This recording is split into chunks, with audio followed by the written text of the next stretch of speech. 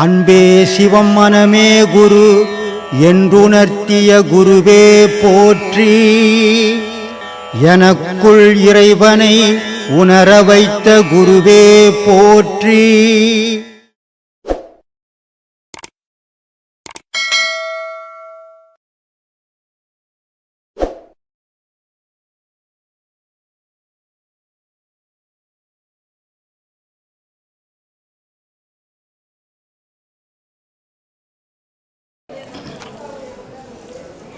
எல்லாரும் சொல்லுவாங்க, கடவுள் அடையிறதுக்காக நான் வழிகாட்டின்னுக்கிறேன் அப்படின்னு தான் எல்லாரும் பேசுவாங்க.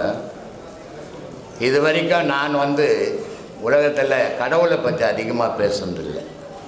ஏன் பேசுனதில்லைன்னா, கடவுள் சுகமாகிறார். அவருக்கு யாராலையும் எந்த துன்பமும் கொடுக்க முடியாது. யார் கும்பிட்டாலும் அவருக்கு தெரியாது, யார் கும்பிடலனாலும் அவர் அதை பற்றி சட்டை பண்ண போகிறதும் கிடையாது. ஆனால் மனிதனுடைய வாழ்வுக்குது அது நெடுஞ்சி போயிருக்குது. மனிதன் குழப்பத்தில் இருக்கிறான், மனிதன் பயத்தில் இருக்கிறான். அந்த பயம் தெரியணும், அந்த குழப்பம் தீரணும். அப்போது முதல்ல மனுஷனை பற்றி பேசணும். மனுஷன் நல்லா இருந்தால் தான் கடவுள் வழிபாட்டுக்கே போக முடியும். மனுஷனுடைய மனசே நல்லா மனுஷனே நல்லா இல்லாமல் கடவுள் வழிபாட்டை எப்படி நடத்த முடியும்? அதனால தான் நான் முதல்ல மனுஷனை பற்றி பேசுறது, அப்புறம் மனசை பற்றி பேசுறது, அப்புறம் கடவுளை பற்றி பேசுறது. அதனால் கடவுளுக்கு சம்பாரித்து சோட்டுன்னு போகிறது கிடையாது, இல்லை அவருக்கு சொந்த பந்தம் போய் தொல்லை கொடுக்க போகிறது கிடையாது. ஆனால் மனுஷனுக்கு சம்பாரித்து உழைச்சி சாப்பிடணும். அந்த உழைப்புக்கே வழி இல்லாத எத்தனையோ கோடி மக்கள் அவதிப்பட்டுன்னுக்கிறான். அதே நேரத்தில் சில பேருக்கு சொந்த பந்தங்கள் உபதிரங்கள் கொடுக்குறான், அக்கம் பக்கங்கிற உபதிரங்கள். இதையெல்லாம் கண்டு அஞ்சாமல் நீ வாழணும்னா இந்த பாடம் அவசியம். ஏன்னா நீ உலகத்தை பார்த்து வாழும்போது உனக்கு தன்னறியாமல், நேற்று கூட ஒரு அம்மா ஓசூர்லேருந்து வந்திருந்தாங்க. அவங்களுக்கு என்னமோ சூனியம் வச்சுட்டாங்க, எங்கள் குடும்பமே இப்படி ஆகுதுன்னு. இது காரணம் என்ன அப்படின்னா பயம். அவங்க இதை செய்வாங்களா, அவங்க இதை செய்திருப்பாங்களான்ற அதே நினைவிலேயே அவங்க பயத்தை உண்டாக்கின்னு செய்துட்ட மாதிரி நினைக்கிறாங்க. ஆனால் எவனாலையும் எவனுக்கும் ஒன்றும் செய்ய முடியாது. அதே நேரத்தில் உனக்கு 10,000 20,000 செலவு பண்ணி அவனுக்கு செய்து என்ன லாபம் பயன்? அதனால் இது ஏமாளித்தனம், தனக்குள்ளவே தான் பயத்தை உண்டாக்கிக்கிறது.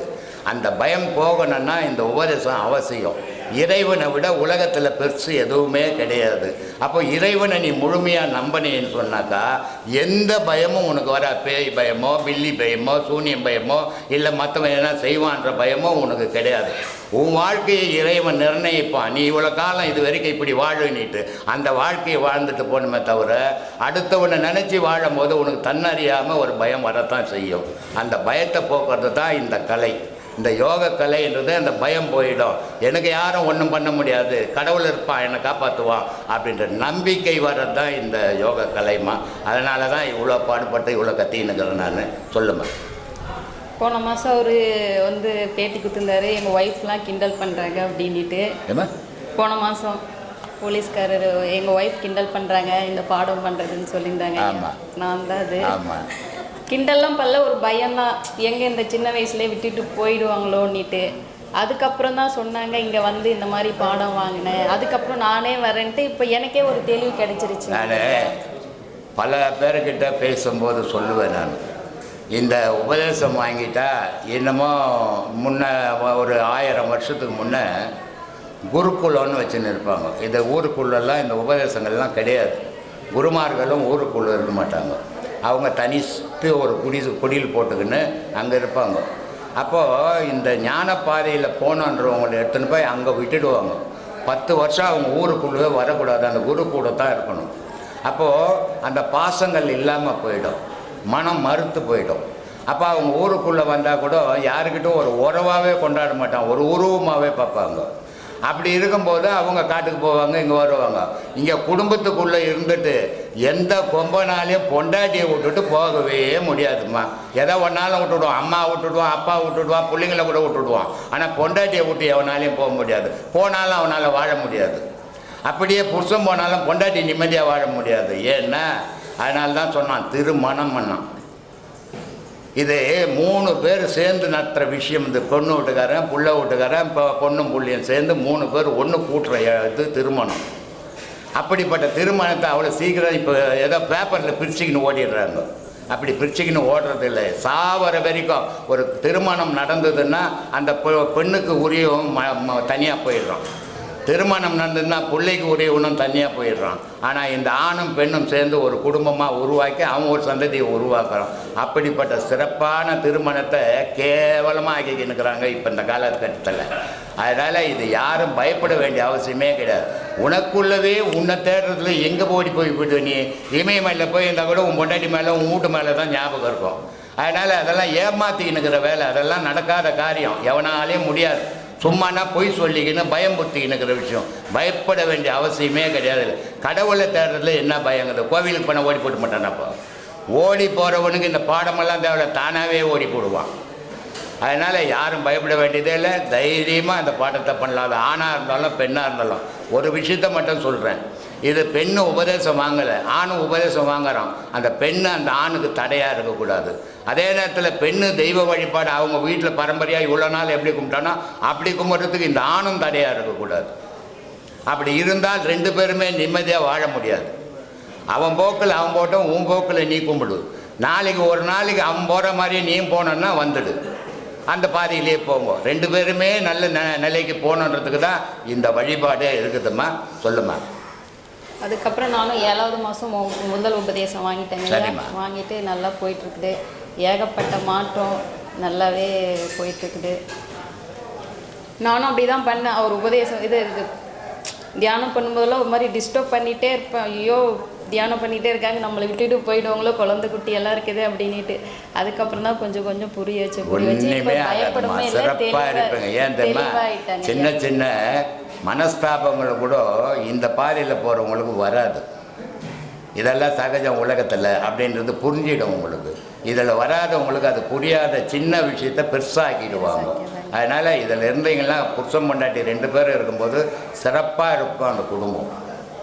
வீட்டில் இருக்கிற பெரியவங்க தான் என்ன கோவில் போனால் இந்த வெள்ளை கலரில் போட்டு போகிறீங்க, மஞ்சள் கலரு பச்சை கலர் சீலெல்லாம் கட்டி போலையா, மஞ்சள் கலர் சீலை கட்டு போலையா அப்படின்ற கேட்குறாங்க. அவங்களுக்கு சொன்னாலும் புரிய மாட்டேங்குது. இங்கே வந்து இந்த இது புரியாதுமா. இது இப்போ கோயிலுக்கு போய் தேங்காய் உடைக்கிறீங்க, சாமிக்காக கொடுக்குறீங்க. எப்போது சாமிக்கு யாருன்னா தேங்காய் கொடுத்துக்குறேன்னா, இல்லை சாமி தேங்காய் எடுத்து துண்ணு இருக்குதா? தேங்காய் உடைச்சி சாமி தேங்காய் பூ பழம் வாங்கிட்டு போகிறீங்க. என்னென்ன வாங்கிட்டு போகிறீங்க? பழம் வாங்குறீங்க, பூ வாங்குறீங்க, தேங்காய் வாங்குறீங்க, கற்பூரம் வாங்குறீங்க, வெத்தலைப்பாக்கு வாங்குறீங்க. இதையெல்லாம் எதுக்கு வாங்கிட்டு போய் வச்சு சாமி கும்பிட்றீங்க? சாமி இதெல்லாம் கேட்டுதா? எப்போ சாமி பேசுச்சு முதல்ல மனுஷங்கிட்ட? சும்மா ஏமாத்தின்னுக்கிறான். சாமி இத்தை சொல்லிச்சு அத்தை சொல்லிச்சு இது பண்ணி. சாமி பேசுமா? சாமி பேசுனா இவன் கஷ்டப்படுவானா? சாமி பேசுனா அந்த உலகம் இப்படி இருக்குமா? சாமி பேசாது, பார்க்கும், அவ்வளோதான். ஆனால் பேசாத சாமிக்கு இதெல்லாம் வச்சு வழிபடுறீங்க. எதுக்காக? இதை சாமிக்காக இல்லை, எல்லாமே உங்களுக்காக தான். தேங்காய் உடைச்சி சாமி பக்கம் வைக்க வேண்டிய தேங்காவை ஓட்டை சாமி பக்கம் வச்சுட்டு உங்கள் பக்கம் தேங்காயை வச்சுக்கிறீங்களே, என்ன காரணம் அதுக்கு? உங்கள் மனம் வெள்ளையாக ஆகணுன்றதுக்காக தான் அந்த தேங்காயை. அதனால தான் சொன்னார், அகங்காரம் உள்ளடக்கி ஐம்புலனை சுட்டறுத்து தூங்காமல் தூங்கி சுகம் பெறுவது எக்காலம்னார். தேங்காய் கருணை வெள்ளம் தேக்கிருந்து உண்பதற்கு வாங்காமல் விட்ட குறை வந்தெடுப்பது எக்காலம்னார். மனம் எப்படி இருக்குன்னா தேங்காய் கருணை மாதிரி வெள்ளை மாதிரி இருக்கணுமா. அதை மாதிரி வெள்ளை ஆடையை நீ போட்டு கலர் ஆடை போடும்போது மனம் தடுமாறும், வெள்ளை ஆடை போடும்போது மனம் தடுமாறாது. அதனால் ஞானத்தில் வெள்ளை ஆடை போடணும் அப்படின்றதுக்காக நம்ம வெள்ளை ஆடை கட்ட சொல்கிறோம். தேங்காய் உடைக்கிறது மும்மலத்தை நீக்கிறதுக்காக. மேல் மட்டை ஓடு காய் நீக்கினா அமுதம் கிடைக்கும். மும்மலம் அது 3 பாவங்கள். தாய் தாப்பனால் வந்த பாவம், நம்மளால் வந்த பாவம்லாம் நீக்கிறதுக்கு தான் தேங்காய் உடச்சி வைக்கிறோம். வெத்தலை எதுக்கு வைக்கிறோம்? காற்று தனக்குள்ளே இருக்குது, அந்த காற்றை ஆடிக்கின்னு இருக்குது, அந்த ஆட்டத்தை நிறுத்தத்துக்கு தான் வெத்தலை வச்சு கும்பிட்றோம். பூ எதுக்கு வைக்கிறோம்? ஆகாயத்தை வச்சு கும்பிட்றோம். நெருப்பு கற்பூரம் எதுக்கு வைக்கிறோம்? நெருப்பை வச்சு கும்பிட்டுன்னுக்குறோம். பாக்கு எதுக்கு வைக்கிறோம்? தண்ணிக்கு கும்பிட்றோம். 5 பஞ்சபூதத்தை தான் நம்ம இறைவனாக வழிபட்டுன்னுக்குறோம். 5 பஞ்சபூதம் தான் மனுஷனுக்கும் தெரியும், கடவுள் தெரியாது. 5 பஞ்சபூதம் தான் கடவுளே நம்மளை படைக்கிற. 5 பஞ்சபூதம் தான் நம்மளை படைச்சது. இந்த 5 பஞ்சபூதம் தனியாக இருக்கிற வரைக்கும் கடவுள் தெரியாது. இந்த 5 பஞ்சபூதத்தை ஒன்றாக்கணும் ஞான வழியில் கடவுள் தெரியும். அதனால தான் இந்த பாதையெல்லாம் நமக்கு முன்னோருங்க வகுத்து கொடுத்துருக்குறாங்க. இது தெரியாமல் நம்ம தடுமாறிக்கணும், வேஷம் போட்டுக்கணும், ஊரை பயம்படுத்தினுக்கிறதுல ஒரு பயனும் கிடையாதுமா. சொல்லுமா. இந்த பாதைக்கு வந்ததுக்கு அப்புறம் எந்த ஒரு கோவில் போகணுன்ற எண்ணம் வராது. ஏன்னா இறைவன் எங்கே இருக்குது, அதனால தான் சொன்னார், ஓடி ஓடி உட்கலந்த ஜோதியை நாடி நாடி நாட்களும் கழிந்து போய் வாடி வாடி வாடி போன மாந்தர்கள் கோடி கோடி எண்ணிருந்த கோடியனும். கடவுளுன்ற ஒரு பேரொழியை தேடி செத்து போனவன் எண்ணியே சொல்ல முடியாதுன்ட்டார். அத்தனை கோடி பேர் செத்து போயிட்டான். ஆனால் அந்த கடவுளுன்ற ஒளி உனக்குள்ளவே இருக்கிறது. அதனால் சொன்னால், ஒரு தரித்த நாடியில் ஒடுங்குகின்ற வாய்வினை கருத்தினால் இருத்தி கபாலம் ஏற்ற வல்லாரல் விருத்தரும் வளராவார் மேனியும் சிவந்தடும் அருள் தரித்த பாதம் அம்மை பாதம்னு சிவசக்தியின் மேலே சத்தியம் பண்ணி சொல்கிறேன்னா கடவுள் உனக்குள்ள இருக்கிறான் நான் திருவாய்க்கல். அப்போது உனக்குள்ளே தேடி உன் வழியை காட்டும்போது அதை உனக்குள்ளே தேடும்போது அடாடாடா இல்லை அது தெய்வம் சிலை தான் அது, ஆனால் தெய்வம் நமக்குள்ளே தான் இருக்குது அப்படின்னு தெரியும் போது கோவிலுக்கு போக மனம் வரல, உங்களுக்குள்ளவே தேடுறீங்க. இவ்வளோதாம்மா வித்தியாசம். கேள்வி ஏகப்பட்ட யூடியூப்பில் நீங்கள் கொஞ்சம் நெஞ்ச கேள்வி இல்லை, பதில் இல்லை. கேள்வி கேட்கறது ஈஸி, பதில் சொல்கிறது கஷ்டம் அப்போ. ஆனால் இப்போ கேள்வி கேட்கறதே கஷ்டமாக இருக்குது. என்ன பண்ணுறதுமா, இறைவன் என்ன அப்படி படிச்சுட்டாம்மா. அப்படிங்களா? இல்லை, நான் அதுக்காகவே படித்தானோ என்னமோ தெரியல, வாழ்நாள் ஃபுல்லாக நீ பதில் சொல்லி சாகிடான்னு படிச்சிட்டான் பொழுது. என்ன பண்ணுறது? கிடைச்ச ஒரு மிகப்பெரிய சொத்துன்னு தான் நாங்கள் தெய்வமாக ரொம்ப சந்தோஷம்.